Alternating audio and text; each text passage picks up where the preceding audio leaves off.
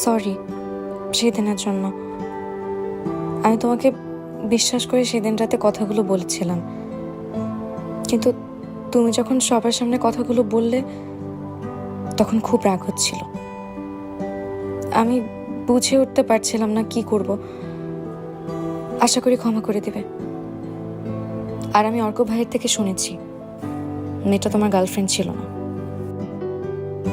It's okay, কিন্তু আমার মনে হয় আমাদের আর কথা না বলা বেটার।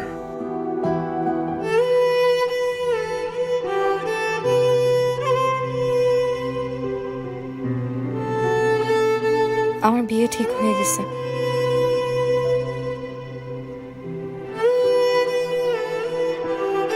কংগ্রাচুলেশনস।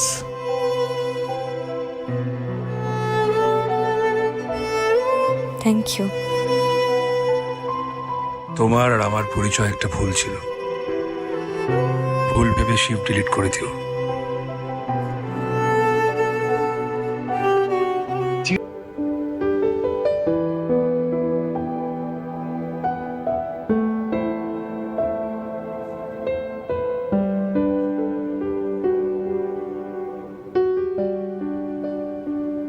আমি তোমাকে পাই না, আবার পাই।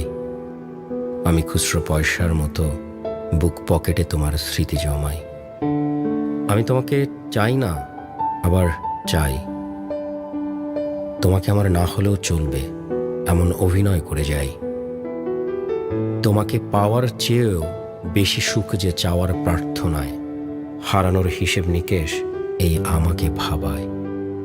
জীবনের সব মানে নিয়ে তুমি আছো, কখনো আবার অর্থহীন অযথায়।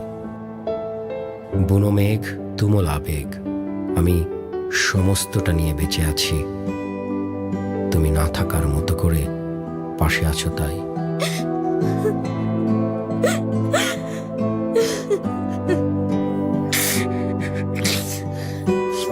কিছু মানুষ স্বল্প সময়ের জন্য আমাদের জীবনে আসে, কিন্তু দীর্ঘ সময় স্মৃতি রেখে যায়।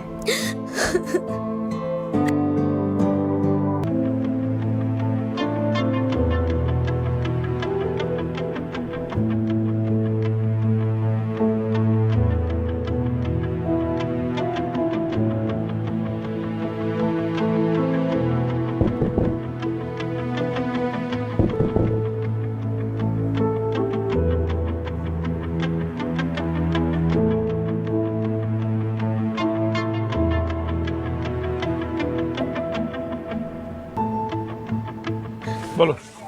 কতবার ফোন দিয়েছি, কতগুলো টেক্সট করেছি, তুমি আমার ফোন ধরো নাই কেন? হ্যাঁ, টেক্সটিং করে রিপ্লাই দাওনি কেন? কেন? যাতে তোমার বিয়েতে কবিতা শোনাতে পারি? না, তাহলে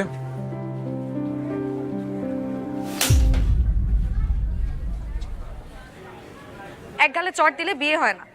আগে তো একবার দিয়েছিলাম, তাই এখন আরেক গালে দিয়ে দিলাম। কাটাকাটি। Thank you.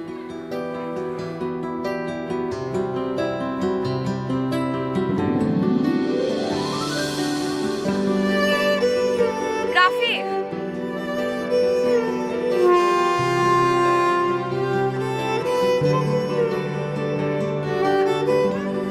I love you.